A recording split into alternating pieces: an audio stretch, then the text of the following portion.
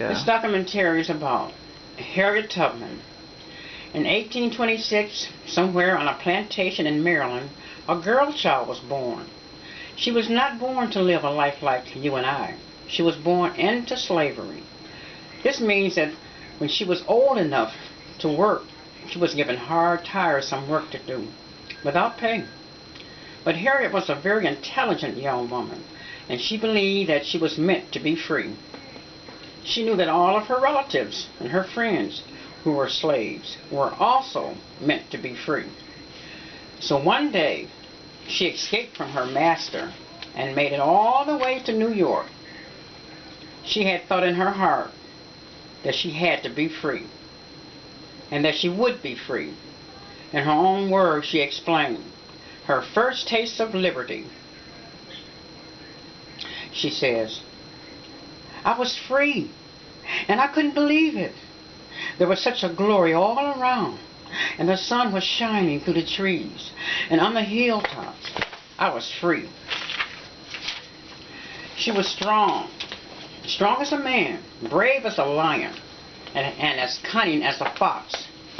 She was unable to read or write, and yet she managed to make 19 journeys into the deep South to bring 300 slaves. 300 slaves to freedom. They called it the Underground Railroad, but it was not a train, nor was it underground. It was a system for helping slaves escape by moving from church to church, from house to house, from one friendly hand to the next, traveling on foot, by horseback, wagons, trains, passing through slave state after slave state until they reached the free states like Ohio, New England, or Canada. It was a very dangerous travel going through the slave states. And she was only a woman, which made her jobs doubly dangerous.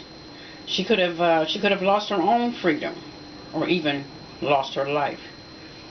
Harriet Tubman was very close to God. She used to talk to him and ask him to help her to do what she felt had to be done. She was called the Black Moses of her people because she led so many of them to freedom during the Civil War. Harriet Tubman served both as a nurse and a spy for the Union. When she died in 1913, she was buried in Ohio with military honors. It's no wonder that they showed respect to her, for Harriet Tubman was a very courageous woman. Not only was she a great leader like Moses, but I would like to think of her as a very good soldier too.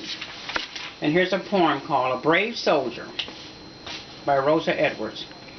A very long time ago, there lived a brave soldier. She loved the thought of freedom so no slave state could hold her. She couldn't even read or write, but she found her way day and night.